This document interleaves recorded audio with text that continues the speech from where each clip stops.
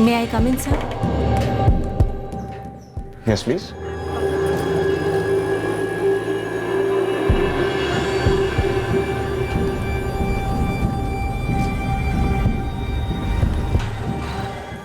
आप मुझे शहर के बाहर मिलिए, कोई अच्छी सी जगह फिक्स कर दूंगा। उसके बाद आराम से बैठकर सारी बातें करेंगे।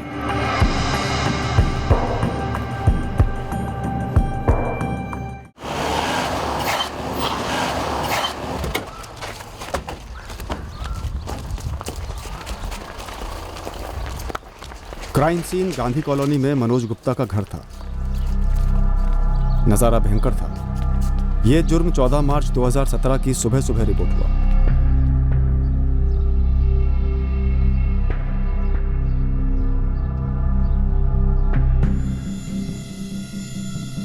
लाशों के पास बैठकर जो आदमी रो रहा था, हमें पता चलने वाला था कि यह कत्ल हुए आदमी का छोटा भाई था। जाहिर तौर पर यह एक ट्रिपल मर्डर का केस लग रहा था, पर बहुत जल्द हमें पता चलने वाला था कि इन 3 लाशों के अलावा एक चौथी लाश भी बिछाई गई थी। उस चौथे कत्ल तक पहुंचने का रास्ता लंबा होने वाला था।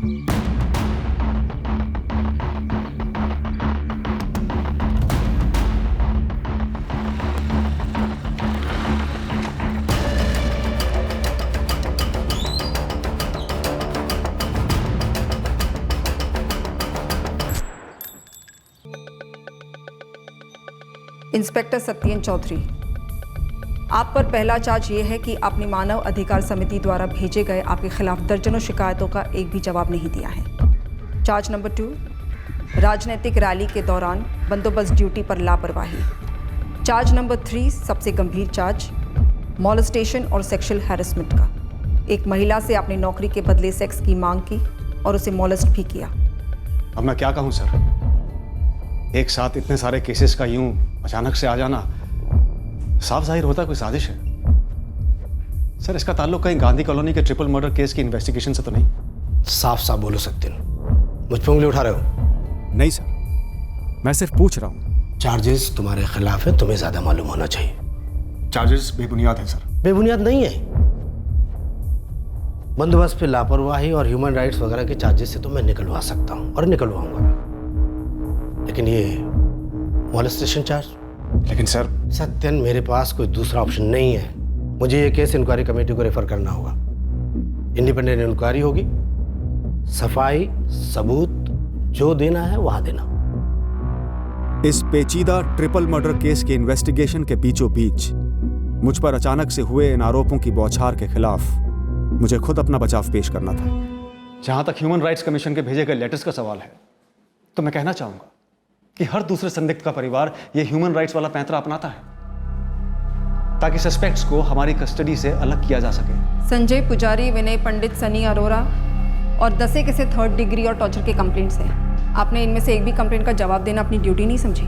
मेरी ड्यूटी है जुर्मों की इन्वेस्टिगेशन करना। जवाब देने का मुझे टाइम नहीं मिला, और वैसे भी एक स्टैंडर्ड फॉर्मेट होता है इन शिकायतों का। आप में अहंकार झलक रहा है इंस्पेक्टर सत्येन चौधरी। आपको दिए गए सरकारी पावर्स को जिम्मेदारी के साथ निभाने के बजाय आपने उसका गलत इस्तेमाल किया है। सॉरी सर, मुझे ऐसा नहीं लगता। चार्ज नंबर 2, आपके नाक के नीचे कोई अज्ञात टेम्पो पार्क कर गया रैली के उसी लेन पर जिस पर से पूरे स्टेट के बड़े बड़े लीडर्स का काफिला गुजरने वाला था। आपके स्टेटमेंट में आप कहते हैं मैंने पूरा इलाका 3 बार स्कैन किया था।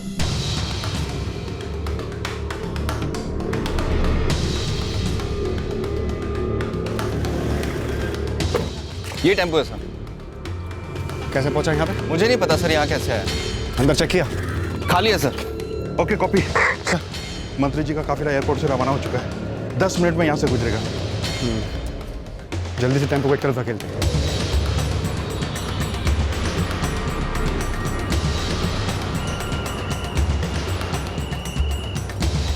Pilot vehicle Bhavani Chowk cross कर गई है, मैदान मोड़ की तरफ आ रही है। टेम्पो वहां कैसे पहुंचा सर, किसी को कुछ पता नहीं है, लेकिन एक बात तय है कि हमने उसकी वजह से रैली या कॉन्वॉय में कोई भी अड़चन नहीं आने दी। पर आपने 3 बार स्कैन किया था अपना इलाका। कुछ भी हो सकता था। हाँ, लेकिन कुछ हुआ तो नहीं। पर हो तो सकता था ना। हाँ, हो सकता था, हमारी गलती थी, मैं कबूल करता हूं। Charge 3, molestation. उस औरत को आपने आपके थाने बुलाया? कहीं उस औरत का नाम शिवानी तो नहीं? नाम क्यों चाहिए? ताकि आप जाके उस कंप्लेनेंट को धमका सके। मैं इस मॉलेस्टेशन के चार्ज का पूरी तरह से खंडन करता हूँ। और अगर ये वही औरत है शिवानी, तो मैं आपको बता दूं कि मैं इसे ठीक से जानता तक नहीं था। उसने एक नागरिक होने के नाते मदद के लिए फ़ोन किया और मैं एक पुलिस ऑफिसर के नाते उससे मिलने के लिए राजी हुआ। That's it.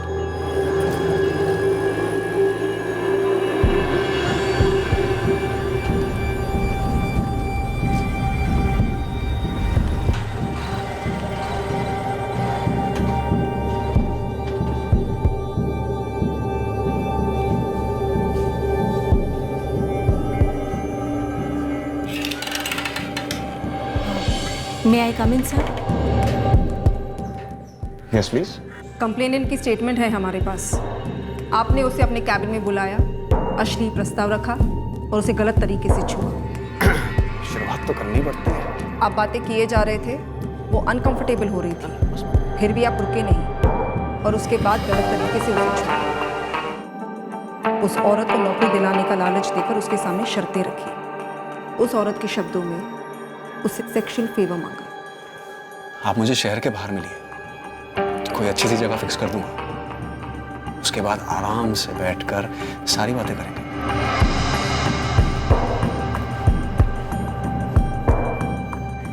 आप ही के थाने के कुछ गवाह हैं जिन्होंने ये स्टेटमेंट्स दी हैं कि जब वो औरत आपके कैबिन से निकली तब वो बिखरी हुई हालत में थी। इंस्पेक्टर, ऐसा कुछ हुआ ही नहीं। मेरे आज तक के सर्विस रिकॉर्ड में मेरे खिलाफ कभी कोई ऐसी कंप्लेंट दर्ज नहीं हुई है। हर चीज का फर्स्ट टाइम होता है। शायद आपके लिए फर्स्ट टाइम ना हो, लेकिन किसी औरत का आपके खिलाफ कंप्लेन करना फर्स्ट टाइम हुआ है। और मतलब क्या है आपका? वो औरत किसी खुफिया मकसद से ऐसा कर रही है? पूरी संभावना है। क्यों संभावना है? एक्सप्लेन कीजिए। देखिए, मैं उसकी कंप्लेंट की तहकीकात नहीं कर रहा हूँ। संभावना क्यों है मैं नहीं बता सकता। हाँ, इतना जरूर बता सकता हूँ कि ये खुफिया मकसद सिर्फ उस औरत का नहीं है। मतलब कोई आपको टारगेट कर रहा है? जी। कौन कर रहा है? अब क्यों?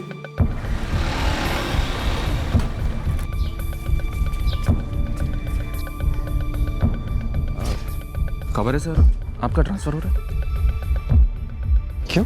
चार्जेस बहुत गंभीर है सत्यन, खासकर मॉलेस्टेशन वाला चार्ज। रक्षक भक्षक नहीं बन सकता। मुझे टारगेट किया जा रहा है सर। कौन कर रहा है तुम्हें टारगेट? वो अभी मुझे मालूम नहीं है सर, लेकिन कुछ तो है। सत्यन, तुम्हारे ट्रांसफर ऑर्डर्स तो डिस्पैच हो चुके हैं, पर चार्जेस खारिज नहीं हुए। इंक्वायरी तो फेस करनी होगी। नितिन, क्या इस सब का ताल्लुक गांधी कॉलोनी के मर्डर से? क्या हम मुजरिम को पकड़ने के लिए सही दिशा में इन्वेस्टिगेट कर रहे थे? पता नहीं सर। सर, क्या ये शरद गुप्ता वाकई में इतना मासूम है जितना ये पेश आ रहा है? हमको कुछ सूझ नहीं रहा है। हम रोज की तरह सुबह 6:30 बजे आज उठे। हर रोज भाभी पहले सुबह उठकर चाय बनाती थी सबके लिए, पर जब आज हम चाय के लिए किचन में गए तो ना ही तो भाभी वहां पे थी और ना ही चाय बनी थी। अब हमको लगा कि शायद दूध फट गया होगा या खत्म हो गया होगा तो लेने गई है, लेकिन जब हम बाहर जाके देखा तो दरवाज़ा अंदर से बंद था, तो सोचा कि शायद सो रही होंगी। हमको लगा कि लेट सोए होंगे। तुम्हारी अपनी माँ से कोई बात नहीं हुई? सर, मम्मी कमरे में रहती है, वो ठीक से चल फिर नहीं सकती, पर हम गए थे उनसे पूछने उनके कमरे में। माँ, भाभी अभी तक नीचे नहीं आई है या आकर वापस चली गई छत पर? पता नहीं बेटा, हमको तो चाय नहीं दी अब तक। चलिए हम देखते हैं। तो हमको लगा कि एक बार छत पर जाकर देखा। इतने सालों में भाभी ने चाय के लिए कभी लेट नहीं किया सर।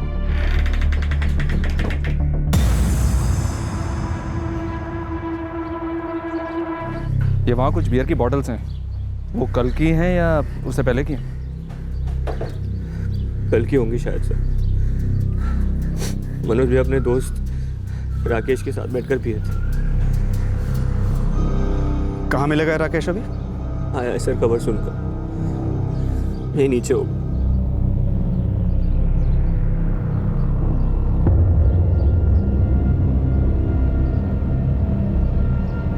हम कुछ नहीं सुने बेटा। माँ जी, छत पे 3-3 लोगों के गले काटे गए। आपने आवाज कैसे नहीं सुनी? रात को ठीक से सोते तक नहीं, उठते रहते। कोई आवाज हुई होती तो जरूर सुनते। शरद का आवाज लगाते कि देख बेटा क्या शोर हो रहा है। हम शाम के 7:30 बजे के लगभग यहाँ पे आए थे बियर लेके मनोज का बर्थडे मनाने। अब मनोज भी उसी वक्त लौटा था। अब इसके बाद हम सब लोग मिलके केक काटे।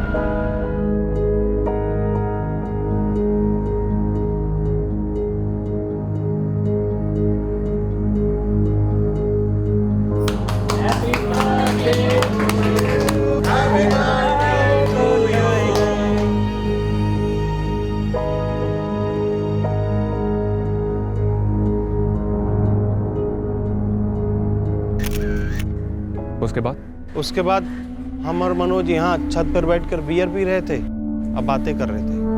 नया साइट का ऑर्डर मिला है राकेश। क्या बात है, बधाई हो। कुछ 70 मजदूरों का रिक्वायरमेंट है। 70?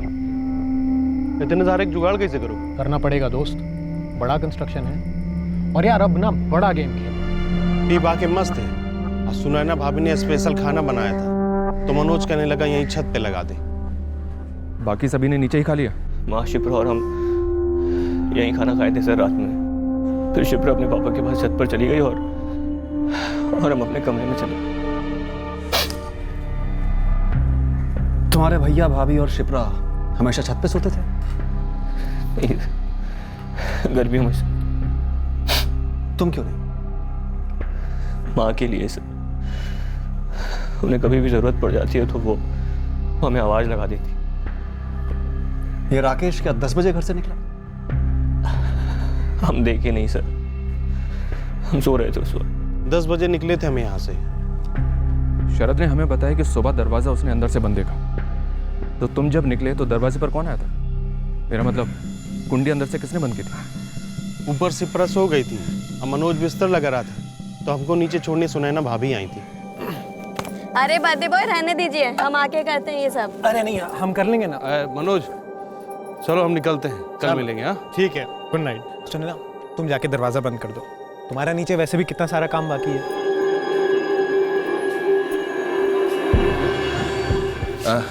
गुड नाइट आप। क्या चलिए। शरद 3 मर्डर हुए छत पर, एक भी आवाज नहीं हुई। सर ये तो हमें समझ में नहीं आ रहा कि तीनों में से किसी ने आवाज क्यों नहीं की। हमको कैसे कुछ पता नहीं चला सर। शरद तुम्हारी माँ भी यही कह रही है कि उन्होंने कुछ नहीं सुना। वो रात को 12 बजे, फिर 1 बजे और फिर सुबह के 4 बजे उठी थी। शरद ये राकेश क्या सचमुच घर से निकला था? सर उस पर शक करने की हमारे पास कोई वजह नहीं।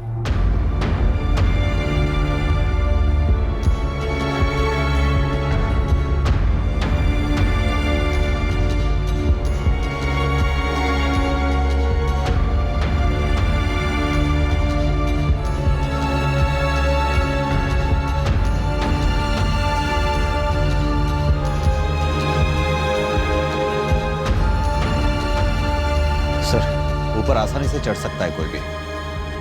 पर 3 लोगों को मारा है तो हमलावर 1 से ज्यादा होंगे ही होंगे, पक्का।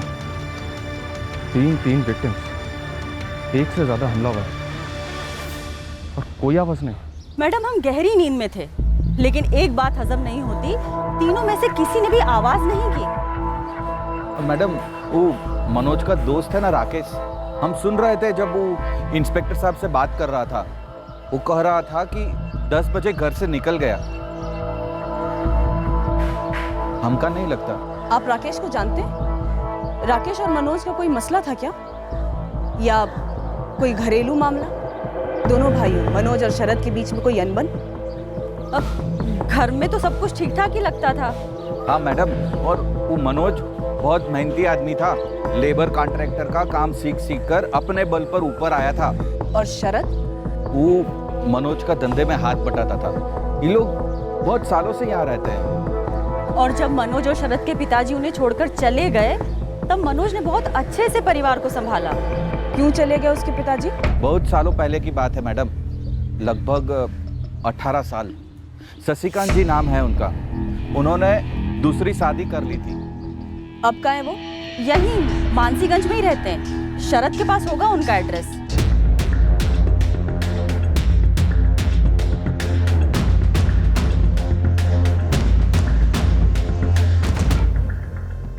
जब हम कह रहे 10 बजे हम निकल गए थे तो दोबारा से पूछ रहे हैं, क्या मतलब है सर? छुरा कहाँ छुपा है राकेश?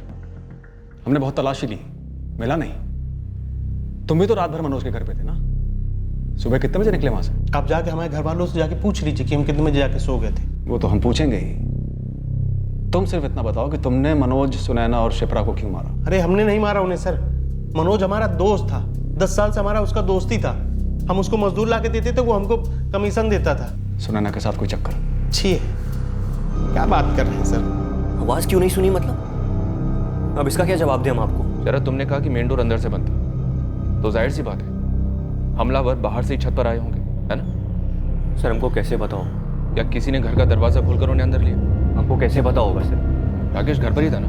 हाँ, हमने उसको भैया के साथ बियर लेकर छत पर जाते हुए देखा था। उसके बाद क्या हुआ हम नहीं जानते। शरद? तुम नहीं तो सिर्फ शरद ये कर सकता है। शरद और मनोज की कोई अनबन थी? जहाँ तक हमें पता है नहीं थी। तुम्हारी और शरद की कोई साठ गांठ थी? अरे ऐसा कुछ भी नहीं था सर। कुछ तो था, जो उस घर की छत पर हुआ था, जिसका उस घर से ताल्लुक था। क्या माजरा था?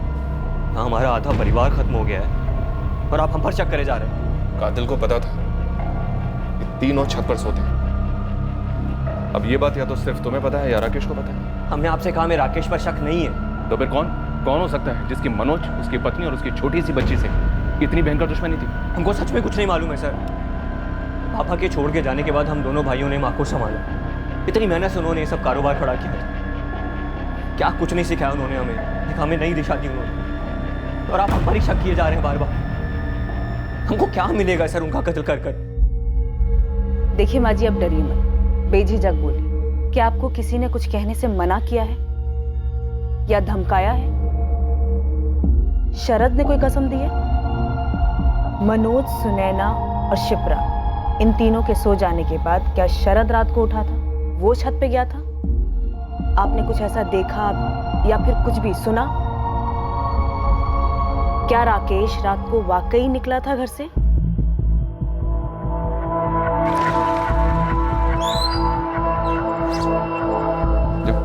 बोल गुरु। सर, सुपारी हत्या है तो एक ठोस वजह चाहिए कत्ल की, ताकि ठोस एंगल मिले टटोलने के लिए। फिलहाल 2 एंगल है हमारे पास, दोस्त राकेश और भाई शरद। राकेश हमारे रडार पर है, तू शरद का पीछा कर पा। डन है सर। देखिए, मनोज बिल्डिंग लाइन में लेबर कॉन्ट्रैक्टर था, कहीं वहीं से कुछ हुआ हो तो? हम उसके ऑफिस जा रहे हैं पता करने के लिए। एक बार मनोज की वाइफ सुनैना के मायके वालों से बात कीजिए ना, शायद उसने कभी अपने माँ बाप से कोई जिक्र किया हो। शशिकांत जी, अपनी पत्नी राधिका और दोनों बेटे मनोज और शरद को 18 साल पहले छोड़ के चले गए थे आप, क्यों? सर, राधिका और हम एक दूसरे के लिए बने ही नहीं थे। एक वक्त आया जब लगा कि बस बहुत हो गया और हम एक दूसरे से अलग हो गए। पर ऐसा नहीं था कि अपनी जिम्मेदारियों से अलग हुए थे। अपने दोनों बेटों के पढ़ाई लिखाई के लिए टाइम टू टाइम पैसे भेजा करते थे। कोई मनोज और उसके परिवार को क्यों खत्म करना चाहेगा? हम अपने दोनों बेटों के ज्यादा करीब तो नहीं रहे, पर सुनकर धक्का बैठा है। समझ में नहीं आ रहा है कि ये सब क्यों हुआ। जितना हम देखे सुने हैं, दोनों भाइयों के बीच बहुत ही प्रेम था, दोस्ती थी समझिए, और वो रिश्ता हमारे जाने के कारण और भी ज्यादा मजबूत हुआ था। शशिकांत जी, आपने मनोज की कोई मदद की उसका बिजनेस शुरू करने में? बिल्कुल नहीं सर, बल्कि हमको तो गर्व था कि अपने बलबूते उसने इतना बड़ा बिजनेस शुरू किया था। आपकी कोई जमीन है जो आपके जाने के बाद मनोज और शरद को मिलने वाली हो? जी नहीं। आप दोनों के अपने बच्चे हैं? जी हाँ, हमारा एक बेटा है बंटी, पर वो मनोज और शरद से कभी मिला ही नहीं, एक दूसरे की शक्ल तक नहीं देखी है। क्या करता है आपका बेटा? जी, वो हायर सेकेंडरी में है।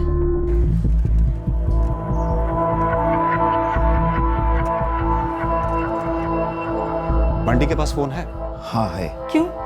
हमारे बेटे को इसमें क्यों घसीट रहे हैं? हम बता चुके हैं, हमारा इस मामले से दूर दूर तक कोई वास्ता नहीं है। किरण जी, मैं ब्लेम नहीं कर रहा हूँ, कोई आरोप नहीं लगा रहा हूँ, मैंने सिर्फ पूछा। इतने सालों में मनोज भाई का किसी से कोई पंगा नहीं हुआ। सोना थे वो आदमी सोना। आप चाहें तो किसी से भी पूछ सकते हैं। तो क्या राजदीप पंगा दोनों भाइयों के बीच में था? अरे नहीं मैडम, काम के वक्त तो ऐसा कभी नहीं दिखा, बल्कि शरद तो मनोज भाई की चुपचाप सुनता था। चुपचाप माने वो बड़े थे और सारा धंधा उन्होंने ही सेट किया था। अच्छा, ये मजदूरों के सप्लाई में तो काफी कंपटीशन होता है। अरे पूछिए मत मैडम, बहुत झिकझिक।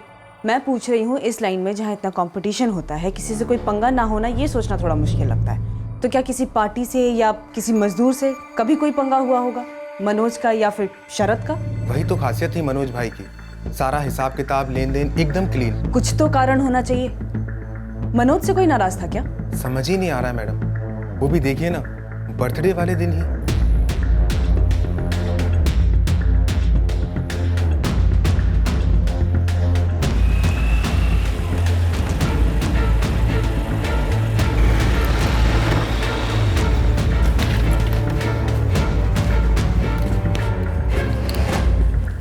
गुरु प्रशांत, छोटे बड़े सारे गिरोह टटोले हमने, किसी ने भी सुपारी नहीं उठाई इस मनोज और उसकी फैमिली की। बाहर के भी कुछ पंटरों से बात हुआ है, बाहर का कोई भी गैंग मेंबर मानसीगंज जाने की खबर नहीं। गुरु, हमें क्या लगता है ये जो कांड है वो किसी गलतफहमी में हुआ होगा। गलतफहमी में एक आदमी मारा जा सकता है, आदमी, औरत और बच्ची, नो चांस। और गलतफहमी कैसी कि शरद को मारने आए और मनोज को मार गए? फिर तो भाई इस कांड की नस घर के भीतर ही है, उधर से ही कुछ हुआ होगा। क्या प्रोग्रेस है सचिन? ये न्यूज़ फ्रंट पेज से कब हटेगी? कोशिश चल रही है सर, मोटिव हाथ नहीं लग रहा है। ये लूट और मर्डर वाला एंगल रूल आउट कर रखा है तुमने? सर 3 मर्डर हुए हैं और एक भी पैसा नहीं लूटा गया। एंगल वहीं फेल होता है सर। ये औरत सुने ना, उसका कोई लव अफेयर तलाशो। मेरी फीलिंग ये है कि कोई बाहर से नहीं आया। छत पे जाने का सबसे सेफ और खामोश तरीका है घर के अंदर की सीढ़ियाँ। इन सीढ़ियों को फॉलो करो सत्यन, तुम्हें सच तक पहुंचाएंगी। तुम्हारी अपनी माँ से कोई बात नहीं हुई? सर मम्मी कमरे में ही रहती है, वो ठीक से चल फिर नहीं सकती। अब हमको लगा कि एक बार छत पर जाकर देख लो। इतने सालों में भाभी ने चाय के लिए कभी लेट नहीं किया सर।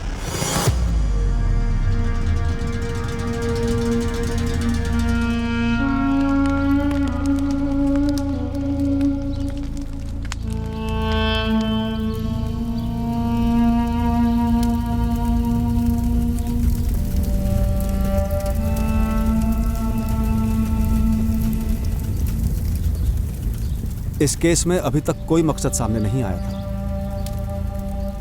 कुछ तो ऐसा जरूर था जो हमें बताया नहीं गया था या हमसे पूछना रह गया था।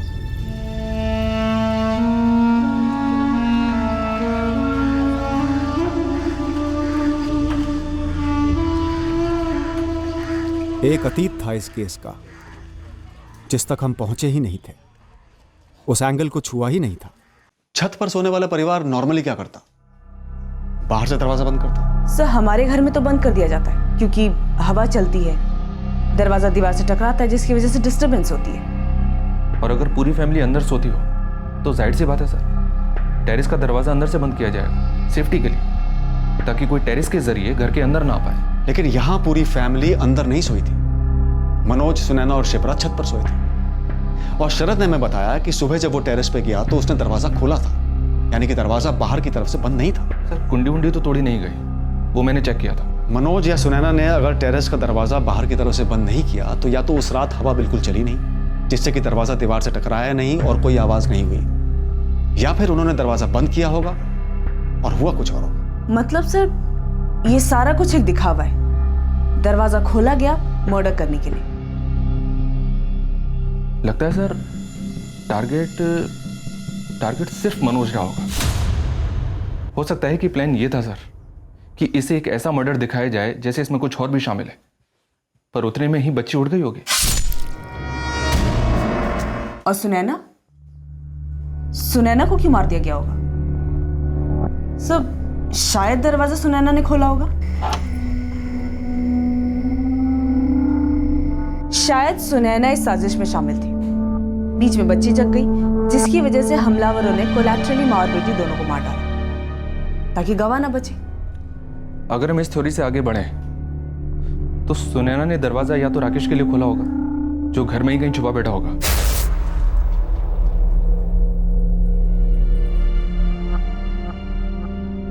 और अगर राकेश नहीं सर तो सुनैना ने दरवाजा शरद के लिए खोला होगा।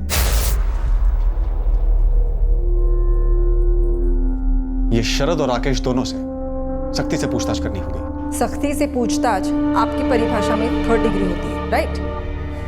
केस में ब्रेक थ्रू नहीं मिलता तो तुरंत संदिग्धों को टॉर्चर करना शुरू कर दो। कोई भी संदिग्ध दोषी हो तो सिर्फ बातों से अपना जुर्म कबूल नहीं करता, और सख्ती से पूछताछ का मतलब हमेशा 3rd डिग्री नहीं होता। और आपके केस में तो दोनों एक ही मालूम होता है, क्योंकि शरद गुप्ता और राकेश यादव के अलावा एक लंबी लिस्ट है जो आपके सख्ती का अनुभव कर चुके हैं। मैं एक सवाल पूछ सकता हूं आप लोगों से? या श्योर। पूछिए इंस्पेक्टर, क्या सवाल है आपका?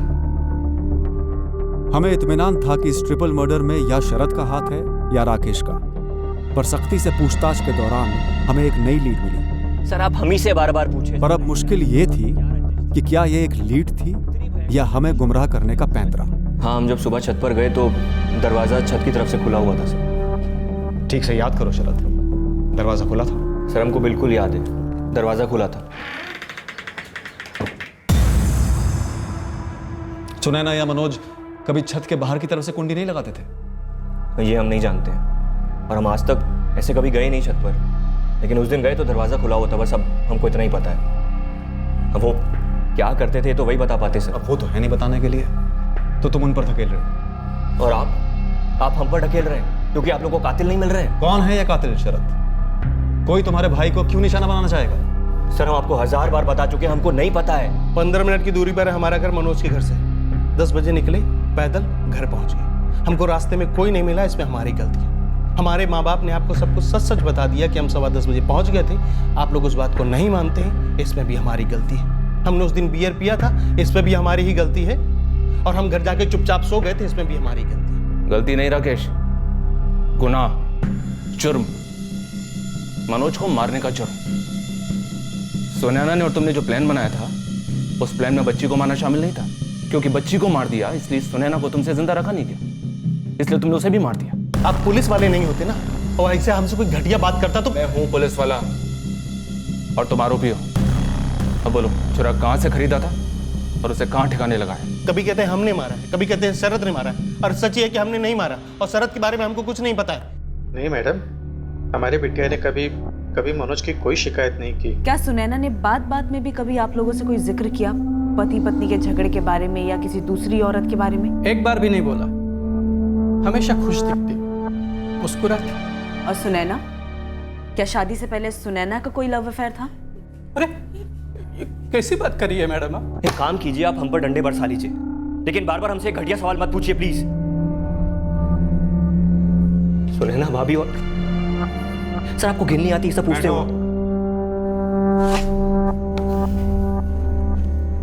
हम हर कारण को टटोलेंगे, सवाल होंगे शरद। ये कत्ल घर के अंदर से हुआ है और घर के अंदर सिर्फ तुम और तुम्हारी मां मौजूद थे। वैसे तुम्हारी माताजी कोई खास कोऑपरेट कर नहीं रही, कोई भी सवाल पूछो बस खामोश रहती है। क्योंकि उन्होंने भी कुछ नहीं सुना, जैसे कि हमने नहीं सुना था, और जब वो आपको बता रही थी आप सुन नहीं रहे थे। हम सब कुछ सुनते देखते हैं शरद, और इस वक्त ये देख रहे हैं कि मनोज का पूरा बिजनेस जूं का दूध तुम्हारा हो चुका है। सर कैसी वाहियात बात कर रहे हैं आप? मनोज भैया का लेबर सप्लाई का बिजनेस उन्होंने अपने बलबूते पर खड़ा किया था, और हम शुरू से ही उनके अंडर काम करते थे। जो भी वो प्यार से देते थे हम ले लेते थे खुशी खुशी। और रही बात उनके प्रॉपर्टी के बिजनेस की, उसमें वो हमें कोई काम नहीं कराते थे, लेकिन उसमें से भी हमें वो हिस्सा दिया करते थे। इतना प्यार था हम दोनों के बीच में। प्रॉपर्टी का बिजनेस? मनोज का प्रॉपर्टी का बिजनेस भी था? साइड बिजनेस था उनका। तो कभी किसी डील में किसी से कोई झगड़ा हुआ हो? सर हम आपसे कह चुके हैं, हमें कुछ नहीं पता है। आप जाके उनके पार्टनर से पूछिए ना। साइड बिजनेस में पार्टनर्स कौन है? बालकृष्ण शुक्ला और देव कुमार सरोज हैं। तो ये बालकृष्ण शुक्ला और देव कुमार सरोज ये कहाँ मिलेंगे? यहीं मानसीगंज में? सर रहते वो चौरीपुर में है, पर मानसीगंज में आते जाते रहते हैं, इसके ज़्यादा हमें नहीं पता। राकेश को काफ़ी हिट दी सर, पर ये अपने स्टेटमेंट से टस से मस नहीं हो रहा। और सर सुनैना के पेरेंट्स से भी कुछ नहीं मिला, कहते हैं आदर्श पति पत्नी थे दोनों। सभी के फोन रिकॉर्ड से कुछ नहीं मिल रहा सर। सुनैना और मनोज, इन दोनों के बाहर किसी और के साथ अफेयर के आसार भी नजर नहीं आ रहे। और सर शरद और राकेश, इन दोनों के कभी भी किसी भी क्रिमिनल गैंग से कोई भी कनेक्शन नहीं रहा है। मनोज के पिता शशिकांत जी, उनका बेटा Bunty? Clean sir. Sorry sir, मेरी तरफ से भी 0 है। हिस्ट्री शीटर में से कुछ नहीं है, जेलों से भी कोई खबर नहीं है, और ना ही सामने कोई मोटिव दिख रहा मर्डर का। बालकृष्ण शुक्ला और देव कुमार सरोज मनोज के प्रॉपर्टी बिजनेस में पार्टनर्स, दोनों को हाजिर करो। और गुरु, इन दोनों का पूरा बैकग्राउंड और इनके इस पार्टनरशिप का सारा कच्चा चिट्ठा जल्द से जल्द चाहिए। कहीं इस प्रॉपर्टी बिजनेस में तो इन मर्डर्स का मोटिव नहीं छुपा है?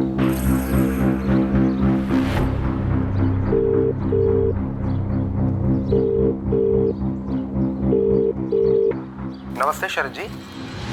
हाँ नमस्ते राज जी।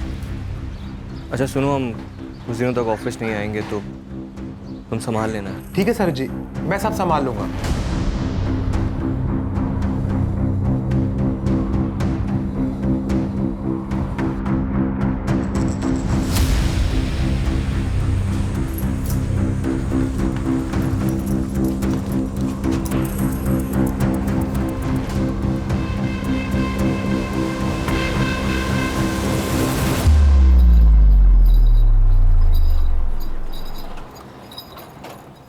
और चंदर, मेरे लिए क्या खबर लाए? वो दोनों बालकृष्ण शुक्ला और देवकुमार सरोज दोनों हाईवे स्पेशलिस्ट हैं। माने? वो दोनों हाईवे से लगकर छोटी छोटी ज़मीनें खरीदते हैं, फिर बड़ी बड़ी कंपनियों को उन्हें बड़े दामों पर बेचते हैं। और ऐसे ही किसी ज़मीन को लेकर मनोज और उनके बीच पंगा हुआ होगा। कुछ लोगों को कुरेदना पड़ेगा। जैसे ही कुछ पता चलता है आपका फ़ोन बजेगा। बात सही है सर। मनोज हमारा पार्टनर था, बहुत ही भला आदमी था। और उस भले आदमी का और उसकी पत्नी और उसकी बच्ची का कत्ल कर दिया गया। समझ भी नहीं आ रहा है कैसे। हमें भी समझ में नहीं आ रहा है कि इतना घूम घूम कर आने के बाद हमें पता चल रहा है कि मनोज का कोई प्रॉपर्टी का बिजनेस भी था जिसमें आप दोनों पार्टनर्स थे। प्रॉपर्टी का नाम सुनते ही लोगों के मन में अलग अलग ख्याल आते हैं। हम सिर्फ इतना कहेंगे कि हमारा काम बड़े ही कायदे से होता है। हिसाब बिल्कुल क्लियर था सर। हम सब मिलकर पैसा लगाकर जमीन खरीदते, दाम बढ़ जाता तो बेच देते, लागत के हिसाब से बराबर का मुनाफा बढ़ता सब पार्टनर के बीच, सब खुश। तो फिर नाखुश कौन था? हमारा बिजनेस तो पार्टनरशिप में तो कोई नहीं है साहब।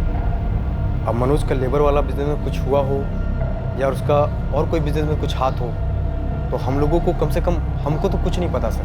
मनोज के भाई शरद को जानते हो? नहीं, बस नाम सुना था मनोज से। ऐसा है ना सर कि हमारे प्रॉपर्टी बिजनेस में उसकी छोटी सी लागत थी। उसका मेन बिजनेस तो लेबर सप्लाई का था, जिसमें हमने मदद भी की थी उसकी हमारे चौरीपुर वाले प्रोजेक्ट में। तभी मुलाकात हुई थी उससे। ठीक है, तो शरद को नहीं जानते, लेकिन कभी मनोज के मुंह से उसके और शरद के बीच हुए किसी झगड़े या अनबन का कोई जिक्र सुना? शरद के बारे में कोई भी बात जो याद है तुम्हें?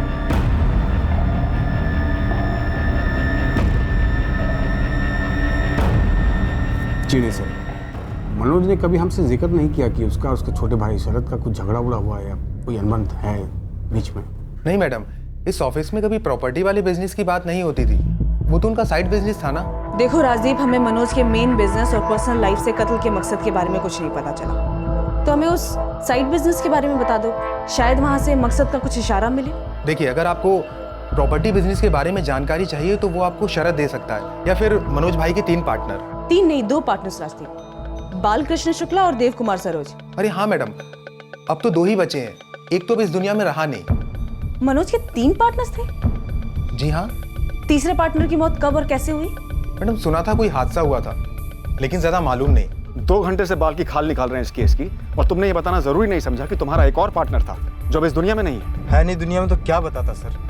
नवीन पटेल नाम था उसका, मनोज की तरफ फर्स्ट क्लास आदमी था। तो कैसे मारा गया? क्या हादसा हुआ था नवीन पटेल के साथ? हादसा मतलब वो नवीन पर फायरिंग हुई थी। मर्डर हुआ था तुम्हारे पार्टनर नवीन पटेल का, जैसे दूसरे पार्टनर मनोज गुप्ता का हुआ, और तुमने हमें बताना जरूरी नहीं समझा? दोनों के मर्डर में कोई लेना देना हो सकता था, ये बात हमको कैसे समझ में आता सर? समझ नहीं आता तो बताते, नहीं बताया मतलब छुपाया देव कुमार।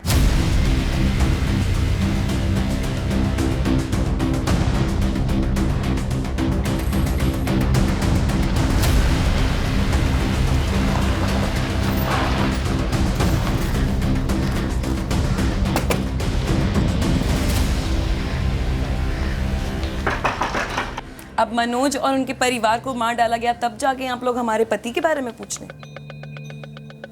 खुलेआम घूम रहे हैं उनके कातिल आप लोगों की छत्र छाया में। कौन है उनके कातिल? और कौन? वही तीनों, देव कुमार, बालकृष्ण और मनोज। कहने को तो तीनों पार्टनर्स, इन जान ही ले ली उनकी जमीन के पीछे। क्या कहा था आप लोगों ने हमसे? यही ना कि इन तीनों का हाथ नहीं है हमारे पति के कत्ल में। कुछ नहीं किया आप लोगों ने, कुछ नहीं किया हमें न्याय दिलाने के लिए। सर, अब तो कोई डाउट नहीं है कि दोनों केसेस एक दूसरे से जुड़े हुए हैं। पेचीदा केस है। यहां संगीता पटेल ने अपने पति नवीन पटेल के मर्डर में मनोज गुप्ता की भी इन्वॉल्वमेंट बताई है। सर ये बिल्कुल सच है। नवीन की पत्नी ने मनोज गुप्ता का नाम लिया था, लेकिन इन तीनों बालकृष्ण शुक्ल, देव कुमार और मनोज गुप्ता, इन तीनों के खिलाफ हमारे पास कोई सबूत नहीं है। किस जमीन की बात कर रही थी नवीन की पत्नी? सर वो ऐसे ही जनरली बोली थी कि कोई जमीन का मसला है, तो हमने उससे कहा था कि कोई डिटेल दो, कागजात दिखाओ, पेपर्स दिखाओ, लेकिन वो इतनी बेहाल थी कि सिर्फ आरोप पे आरोप चिल्लाए जा रही थी। और इधर इन तीनों के खिलाफ हमारे हाथ कोई सबूत था ही नहीं। शूटर्स हाथ लगे? नहीं, अभी तक तो नहीं, छानबीन जारी है। दरअसल ये संगीता जो नवीन की पत्नी है, इसने उन लोगों को देखा तो था, लेकिन उनके चेहरे गमछे से ढके हुए थे और इसने उनकी गाड़ी का नंबर भी नोट नहीं किया था। और ये केस जब तक हमारे पास में आया तब तक इतनी देर हो चुकी थी कि नाकाबंदी करने का भी कोई मतलब नहीं था। तो सर उसके अलावा कोई संदेह उठाए होंगे आपने, सुपारी मार्केट से या हिस्ट्री शीटर से? हाँ बिल्कुल उठाए हैं, उनकी काफ़ी तुड़ाई भी हमने की, लेकिन अभी तक हमारे हाथ कुछ नहीं गया। रुपए ने काम, हमारी जितनी भी तहकीकात तब तक की हुई है उसकी एक केस फाइल बनाकर मुझ तक पहुंचा दो। मुझे लगता है दोनों केसेस जुड़े हुए और हल भी साथ ही होगा।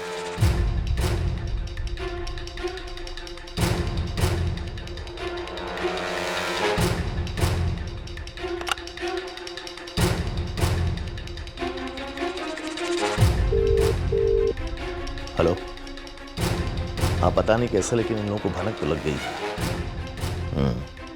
नहीं, कुछ गणित कर रहे हैं ये लोग। वर्षा, ये बालकृष्ण और देव कुमार जब मनोज के बारे में बात कर रहे थे तो बहुत आराम से बोले जा रहे थे। ना कोई झिझक, डर नाम की चीज नहीं, चेहरे पे कोई शिकन नहीं। और सर नवीन के मर्डर के बारे में भी बताना मिस कर गए। इतनी अहम बात नहीं बोली। अब इन्हें दोबारा बुलाकर सख्त पूछताछ करनी होगी। यस सर, वो गुरु भी एक खबर लेकर आए, पर पता नहीं वो इस केस से कितना ताल्लुक रखते हैं। सर ये टिप ना नवीन पटेल मर्डर केस की है ना ट्रिपल मर्डर केस की। बोल तो गुरु। सर वो पार्टनर है ना बालकृष्ण शुक्ला। टिप क्या है गुरु? सर इस बालकृष्ण शुक्ला का 2 बाहुबलियों के साथ उठना बैठना है।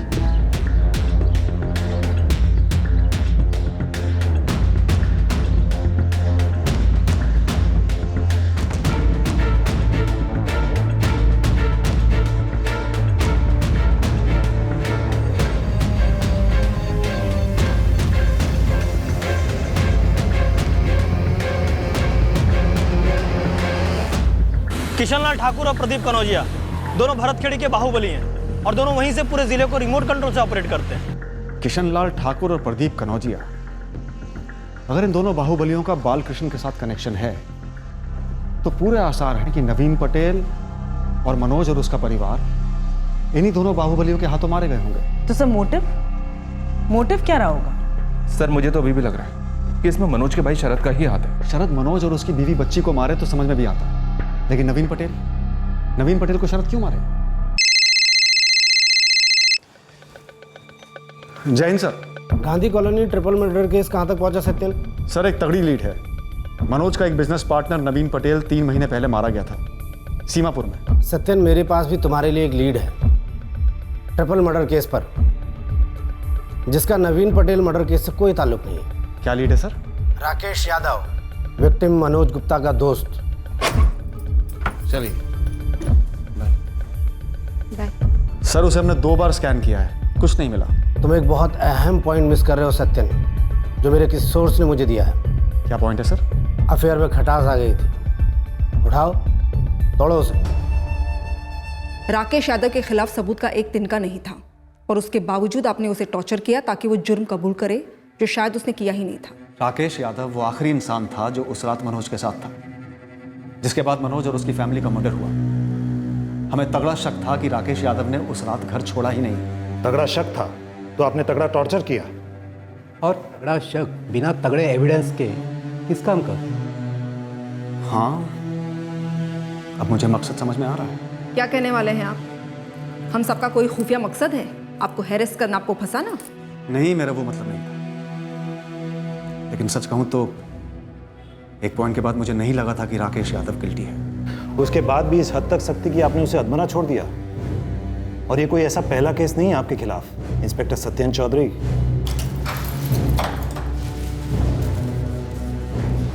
Gandhi colony triple murder case में एक नाजुक अहम मोड़ आया था और उसी वक्त मेरा ट्रांसफर भी आ गया। मुझे साफ दिख रहा था कि हमारी इन्वेस्टिगेशन ने किसी बड़ी ताकत की दुखती रग पर उंगली रख दी थी। शायद मेरा हाथ असली मुजरिमों की गिरबान तक पहुंच रहा था, छुपे मकसद को बेनकाब करने वाला था। क्या यह सब किसी को बचाने के लिए किया जा रहा था?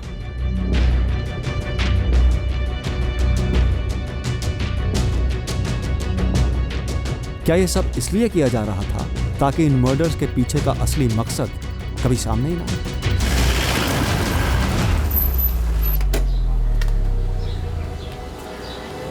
जिस दुखती रग पर मैंने उंगली रखी थी, उस रग को फिर से कोई दबाने वाला था, पर उसमें लगभग 1 साल लगने वाला था। मनोज और उसकी फैमिली की हत्या से किसको फायदा होने वाला था? क्या मनोज और उसके परिवार की हत्या उसके पार्टनर नवीन पटेल की हत्या से जुड़ी थी? वो कौन सी दुखती रग थी जो इस केस की बदौलत छिड़ गई थी? 2 बाहुबली, किशन लाल ठाकुर और प्रदीप कनौजिया, क्या उन दोनों का इन मर्डर से कोई ताल्लुक था? और अगर था तो क्या था? कल पेश करेंगे तहकीकात का वो हिस्सा जब केस ठंडा पड़ गया था और कैसे एक नए ऑफिसर के आने के बाद उसे फिर से जगाया गया और असली गुनहगारों तक पहुंचा गया। कल पता करेंगे मनोज और उसके परिवार की मौत का मकसद। क्राइम पेट्रोल सतर्क। जय हिंद।